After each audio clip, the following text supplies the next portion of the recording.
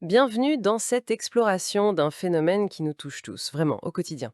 L'économie de l'attention. Comment notre concentration, cette capacité si précieuse, est devenue une sorte de ressource très convoitée. Pour en parler, on va s'appuyer sur des extraits, des idées fortes tirées du livre L'économie de l'attention au XXIe siècle, comment retrouver votre concentration et réussir dans un monde plein de distractions de Pedro Agüero Valero. Alors, notre but aujourd'hui, c'est quoi? C'est de comprendre ensemble pourquoi notre attention est si désirée, d'examiner un peu les mécanismes, surtout numériques, qui la capturent, et puis d'évaluer le coût réel de cette dispersion ambiante, et bien sûr chercher des pistes pour reprendre un peu les rênes. Le livre lance une idée assez percutante dès le départ. Notre attention serait devenue la nouvelle monnaie, peut-être même plus importante que l'argent. C'est intriguant, non? Allons creuser un peu ça. Alors, commençons par là. L'attention comme nouvelle monnaie. L'auteur y affirme que c'est la ressource la plus rare, la plus recherchée aujourd'hui. Les entreprises tech, les médias, la pub, ils seraient tous dans une sorte de guerre silencieuse pour capter ne serait-ce que quelques secondes de notre conscience. L'idée, c'est qu'on ne vit plus que par l'argent, mais par l'attention. C'est ça, c'est une transition majeure par rapport à l'économie d'avant, l'économie industrielle, qui était axée sur les biens matériels. Aujourd'hui, la valeur, elle réside beaucoup dans la capacité à capter et surtout à retenir l'attention. Pour l'info, les services, les idées. D'accord. L'usine, si vous voulez, c'est devenu la plateforme numérique. Et l'utilisateur, dans cette vision, devient une sorte de travailleur invisible. Oui, oui. Ben oui, son attention constante, elle produit de la valeur pour ces plateformes. On est un peu le produit et en même temps l'ouvrier, qui n'est pas payé pour ça. Cette bataille silencieuse, comme l'appelle le livre, elle se joue avec quoi? Les notifications, les algorithmes, le design comportemental? Exactement. Et souvent, on y participe sans même s'en rendre Et compte. oui. On a l'impression de choisir, mais notre volonté est peut-être un peu façonnée. Ouais. Est-ce qu'il n'y a pas un risque de voir de la manipulation partout avec cette idée? Le livre y nuance ça. C'est une bonne remarque. L'auteur, il ne dit pas qu'on n'a plus de libre arbitre, attention. Mais il insiste sur la puissance, la sophistication des mécanismes utilisés. Pourquoi c'est si précieux, cette attention? Parce que la contrôler, c'est pouvoir influencer. Influencer quoi? Les décisions d'achat, les opinions, les émotions, et finalement, un peu le cours de nos vies. Chaque instant qu'on donne à une distraction un peu superficielle, c'est du temps qui n'est pas mis ailleurs. Dans des projets importants, dans la créativité, dans nos relations. Le coût réel, il se mesure en projets non faits, en relations moins profondes. Le livre utilise même une expression forte, détournement de l'esprit. Nos appareils, smartphones, tablettes, ils sont comme des portes ouvertes aux interruptions constantes. Et ce serait pas un hasard, mais le résultat d'une conception réfléchie. Tout à fait, c'est le concept de conception persuasive. Le persuasive design. Rien n'est laissé au hasard pour nous accrocher. Prenez le rouge des notifications. Oui, c'est vrai ça. Notre cerveau, il associe ça à l'urgence, au danger, ou le défilement infini, le infinite scroll. Ça active les mêmes circuits que les machines à sous, en fait. On espère toujours le prochain truc intéressant. Ce geste de rafraîchir. Voilà. On cherche la petite récompense, la validation. Et puis, il y a les micro-récompenses. Les j'aime, les commentaires. Ça libère de la dopamine. Le but, c'est de nous conditionner, de créer une habitude, voire une dépendance, oui. Et cette culture de la notification, ça crée une sorte d'anxiété, non? L'anxiété de l'immédiateté, comme dit l'auteur. Ce besoin de vérifier tout le temps par peur de rater quelque chose. Le fameux FOMO. Oui, la fear of missing out. Mais cette peur de manquer quelque chose, est-ce qu'elle est forcément mauvaise? Parfois, ça nous connecte aussi, non? Le problème, c'est le FOMO lui-même ou comment on le gère? L'auteur pense que le souci principal, c'est que la grande majorité de ces alertes sont insignifiantes par rapport à nos vrais objectifs. Et l'effet cumulé, c'est que notre esprit s'habitue à rester en surface. Il perd sa capacité à plonger, à se concentrer durablement. D'accord. D'ailleurs, le livre, il démontre bien le mythe du multitâche. Faire plusieurs choses en même temps, ça ne nous rend pas plus efficaces. C'est plutôt un basculement attentionnel constant. On zappe, en fait. Exactement. Chaque saut, ça fatigue le cerveau, ça réduit la qualité du travail. Et surtout, ça empêche d'atteindre cet état de flow. Le flow, cette concentration totale. Voilà. Cette immersion où on est hyper productif, créatif et où le temps passe sans qu'on s'en rende compte. Et la dopamine, alors? Le livre dit que ce n'est pas tant le plaisir reçu qui compte, mais son anticipation. C'est une nuance clé, oui. C'est l'attente, cette recherche de la prochaine récompense qui est incertaine, qui nous pousse à rafraîchir, à vérifier encore et encore. Les algorithmes, ils exploitent ça brillamment. Ils apprennent ce qui nous accroche. La nouveauté, la surprise, le besoin de validation sociale. C'est assez subtil. Très.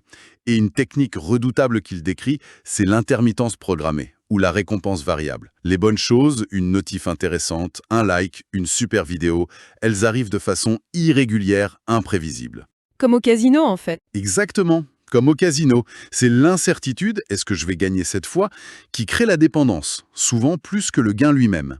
C'est un levier psychologique très puissant. Pensez à Netflix, qui lance l'épisode suivant automatiquement. Oui, ou qui finit sur un cliffhanger. Voilà, ou TikTok, avec ce défilement infini de vidéos courtes. YouTube, qui suggère toujours la prochaine vidéo. Les jeux vidéo avec leurs récompenses aléatoires, les loot boxes. Tous utilisent ça pour nous garder le plus longtemps possible. Bon, et tout ça, cette dispersion, ça a un coût réel, mesurable. Le livre donne des chiffres, je crois, quelque chose comme 15-20 minutes pour se reconcentrer après une interruption. Oui, c'est l'ordre de grandeur avancé. Imaginez ça cumulé sur une journée. La perte de productivité est énorme. Et le risque d'erreur augmente aussi. Et au-delà du temps, de l'argent, parce que ça doit coûter des milliards à l'échelle mondiale, j'imagine, Effectivement, il y a l'impact cognitif. C'est ça qui est peut-être plus inquiétant. oui, c'est majeur. La mémoire de travail, elle s'affaiblit. On traite l'info moins en profondeur. La créativité, elle a besoin de calme mental, d'espace. Elle s'étiole. Et la pensée critique aussi s'émousse. On juge vite, on réagit sans recul. On devient plus vulnérable à la manipulation, à la désinformation.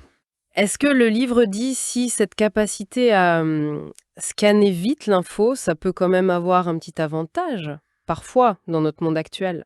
C'est une bonne question. Le livre se concentre surtout sur les inconvénients, c'est vrai. On pourrait dire que, dans certains cas très précis, savoir trier vite une masse d'infos peut être utile. Mais l'argument principal reste que le prix à payer pour cette superficialité est bien trop élevé, surtout pour les tâches qui demandent de la réflexion. Oui, je vois. Et puis, il y a le coup plus personnel, relationnel. L'auteur parle de relations qui deviennent plus superficielles. On est là, physiquement, mais la tête est ailleurs, sur l'écran. Le fameux phubbing. C'est ça. On snobe la personne en face de nous pour son téléphone. On a tous vécu ça, non? Un dîner, et hop, tout le monde regarde son écran. Exactement. Moins d'écoute, moins de connexion réelle. Et ce paradoxe, on est entouré, mais on se sent seul. Solitude accompagnée. C'est un peu ça. Et il ne faut pas oublier la santé mentale. Cette surcharge, cette sollicitation permanente, ça peut générer de l'anxiété, une dépendance psychologique, un épuisement mental, le burn-out numérique. Et ça perturbe le sommeil, bien sûr. Être distrait tout le temps, ça nous coupe aussi de nous-mêmes, de l'introspection. Le tableau est un peu sombre, quand même. Mais le livre, il propose des solutions, heureusement, hein. La bonne nouvelle, ce serait que l'attention, ça se travaille, comme un muscle. Oui, c'est l'idée. Ce n'est pas une faculté figée, on peut la rééduquer. Passer d'une attention passive qu'on subit à une attention active qu'on choisit de diriger. Et comment on fait ça, concrètement? Une première étape, c'est ce qu'il appelle l'hygiène numérique. Mettre des limites claires, conscientes. Par exemple, désactiver la plupart des notifications, celles qui ne sont pas vraiment essentielles. Ça, c'est dur, hein. C'est un effort, oui. Définir des moments précis pour regarder ses mails, les réseaux sociaux, au lieu de le faire toutes les 5 minutes. Créer des zones sans écran, la chambre, la table à manger. Des sanctuaires. Voilà. Et parfois, faire une détox techno un peu plus poussée. Un week-end sans réseau, une journée déconnectée. Ça peut être révélateur pour sentir son propre rythme. Mais cette détox radicale, est-ce que c'est vraiment réaliste pour tout le monde, quand le travail, les liens sociaux passent beaucoup par le numérique? L'auteur le voit peut-être plus comme une expérience ponctuelle, pour prendre conscience. Pas forcément un mode de vie permanent pour tous. L'important, c'est de retrouver une forme de maîtrise. Et ça passe aussi par des routines personnelles. Comme quoi, par exemple? Par exemple, ne pas sauter sur son téléphone dès le réveil. S'accorder quelques minutes de calme. Lecture, méditation, regarder dehors. S'entraîner à faire une seule chose à la fois. La monotâche. Consciemment. Finir une chose avant d'en commencer une autre? C'est ça. Intégrer des pauses régulières, intentionnelles. La technique Pomodoro, par exemple. Travailler concentré pendant 25 minutes, puis faire une vraie petite pause. L'environnement compte aussi. Un bureau rangé, bien dormir, bien manger, tout ça aide. Et il y a même des outils numériques qui peuvent aider paradoxalement. Oui, des minuteurs, des bloqueurs de sites, Mais l'outil essentiel, insiste le livre, c'est notre propre conscience. Se demander pourquoi je prends mon téléphone, là, maintenant. Qu'est-ce que je cherche vraiment? Être intentionnel. Savoir pourquoi on fait les choses. Voilà. Et ça mène à un point essentiel. Réapprendre à dire non. Non. Non aux sollicitations constantes. Non à la pression de devoir répondre tout de suite. Non à cette hyperconnectivité qui nous épuise. Dire non pour protéger son espace mental, son temps pour soi, pour les autres. C'est un acte d'autoprotection en fait. Le livre va même jusqu'à dire que la concentration, c'est le super pouvoir du XXIe siècle. C'est fort comme mot, hein. L'idée, c'est que maîtriser son attention, c'est maîtriser son esprit, et donc sa vie. C'est une métaphore, bien sûr, mais elle souligne la valeur énorme de cette compétence aujourd'hui.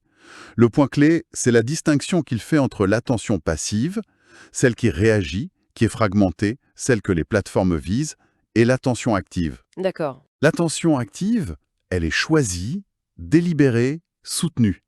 C'est elle qui permet la réflexion, la créativité, l'apprentissage en profondeur.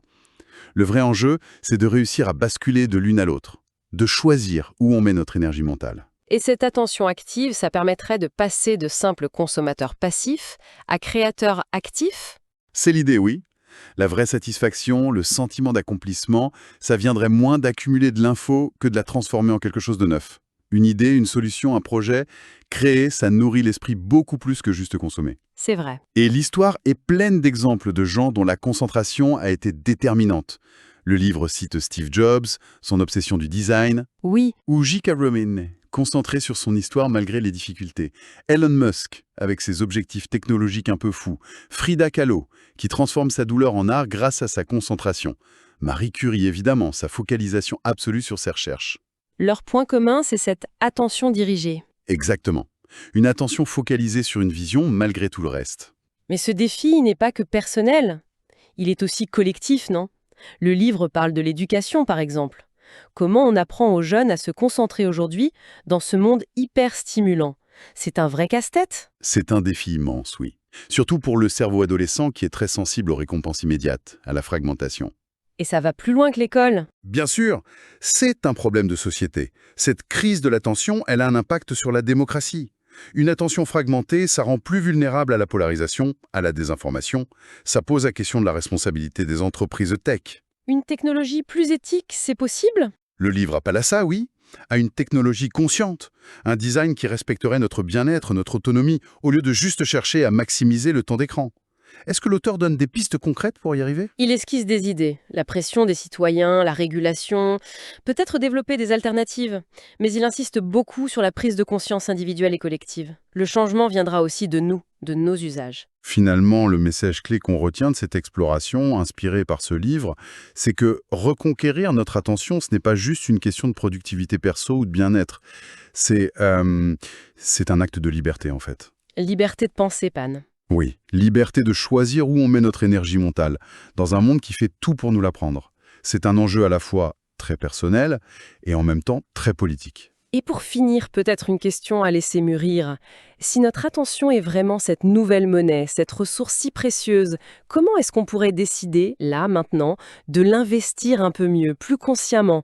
Pas forcément en fuyant le numérique, mais en utilisant cette attention retrouvée pour regarder le monde différemment, plus profondément, même au milieu du bruit ambiant.